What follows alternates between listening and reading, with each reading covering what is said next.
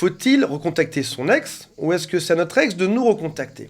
On va voir ensemble aujourd'hui qu'il y a certaines situations où oui, en effet, vous devriez envoyer un message à votre ex. Par contre, il y a d'autres types de situations, il y a d'autres prétextes où il ne faut absolument pas envoyer un message. Ça ruinerait toutes vos chances de reconquête amoureuse.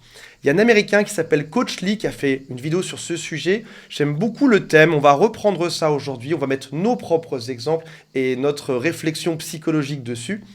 Avant de démarrer, si vous le souhaitez, abonnez-vous à cette chaîne. Il y a aussi un quiz qui s'appelle « Quelles sont mes chances de récupérer mon ex ?» Le lien est juste en dessous. Et toute mon équipe vous attend au téléphone. Il y a aussi un lien pour être appelé au plus vite pour parler en détail de votre situation selon ce que vous vivez de manière spécifique et mettre en place le bon plan d'action. Avant de démarrer, il faut bien comprendre une chose. C'est que votre cerveau va activement chercher le moindre prétexte pour contacter cette personne, sans même que vous en soyez conscient. Il fait ce travail, il réfléchit en permanence. Au passage, il y a quelque chose de normal à ça. Vous avez vécu pendant très longtemps ensemble, vous êtes fréquentés longtemps, et quand il vous arrivait quelque chose dans votre vie, vous le partagiez avec cette personne.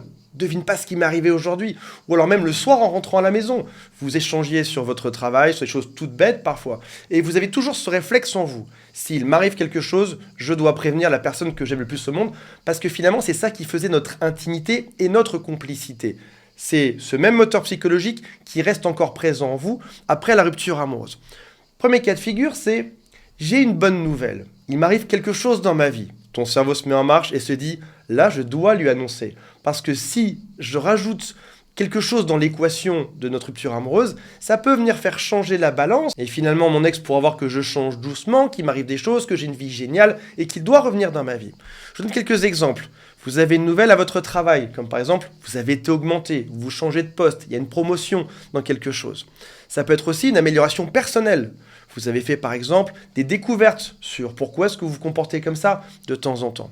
Ça peut être aussi n'importe quel type de bonnes nouvelles dans votre famille, parmi vos amis, dans votre maison, qu'importe, ou alors une mauvaise nouvelle, parce que vous vous dites, si j'envoie cette mauvaise nouvelle à mon ex, il y aura de l'empathie, il aura pitié de moi, et donc cette personne va revenir.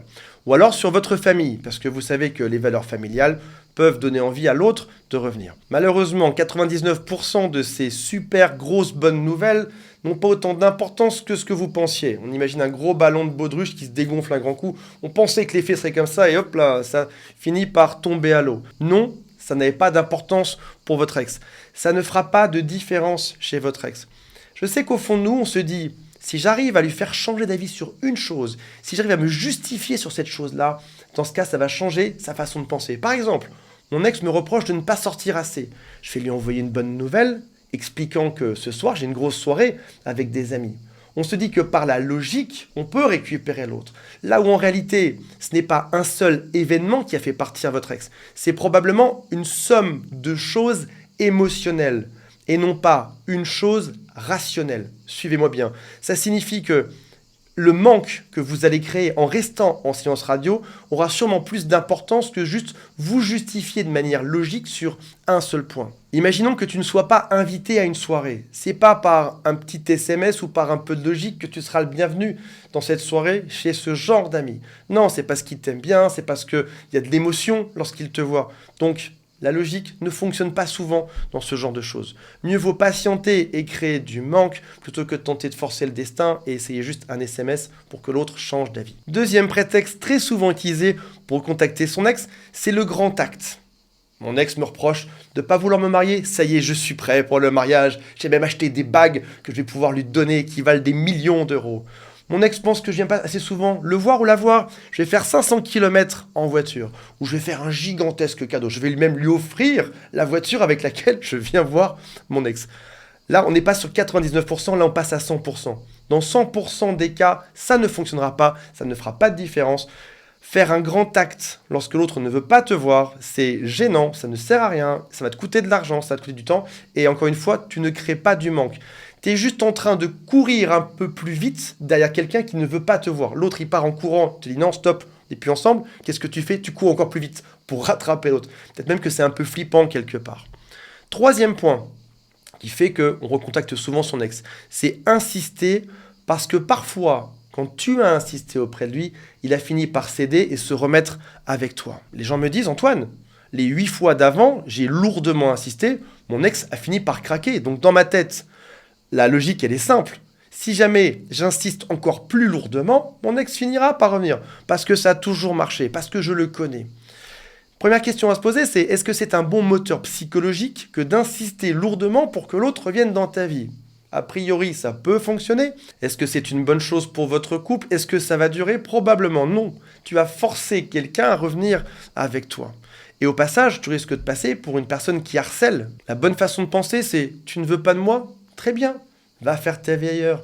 Va chercher quelqu'un d'aussi bien que moi si tu y arrives. Oui, c'est un peu narcissique, oui, c'est un peu égoïste, mais c'est probablement ce qu'on a besoin de se répéter lorsqu'on s'est fait larguer, quand on a vécu une rupture, et qu'on sent que notre morale, notre estime de nous est au plus bas. C'est oui, tu m'as pensé pas suffisant pour toi, je te mets au défi de trouver quelqu'un de mieux que moi à l'extérieur. Vas-y, fonce, la porte est grande ouverte. Et là, ça fera un message qui sera différent.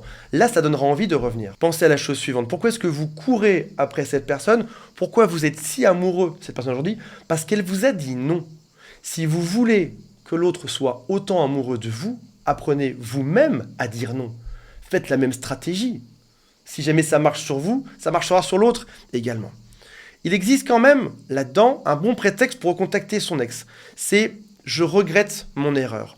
Sans forcément se justifier pendant 3 heures. Dire juste que oui, on a bien compris qu'on avait fait quelque chose de mal, on n'insiste pas plus, ça nous met enfin sur un pied d'égalité et réaliser que c'est lui qui est parti à cause de cette erreur, on s'excuse, soit il va accepter cette excuse et y penser, parfois ça peut prendre un peu de temps au passage, soit il ne va pas accepter et finir par partir, mais dans tous les cas, tu auras fait ta part du travail là-dedans. Tu auras dit « désolé, j'ai bel et bien compris mon erreur, je sais que tu es fâché après moi et je le comprends tout à fait, et stop, s'arrêter à ça, c'est déjà bien suffisant. Tu as montré une preuve d'intelligence en t'excusant auprès de cette personne. Maintenant, s'il ne revient pas, c'est vraiment qu'il y avait d'autres problèmes derrière. Et maintenant, ça va être à lui de se battre pour revenir. Une fois que tu as fait ton mea culpa, une fois que tu as bossé sur toi, c'est à lui de faire le travail, ou à elle en l'occurrence. Voilà mes amis, j'espère que ça vous a intéressé. Je vous rappelle qu'il y a un quiz en dessous qui s'appelle « Quelles sont mes chances de récupérer mon ex ?» et toute mon équipe qui vous attend au téléphone pour vous donner des conseils personnalisés. Le lien est juste en dessous.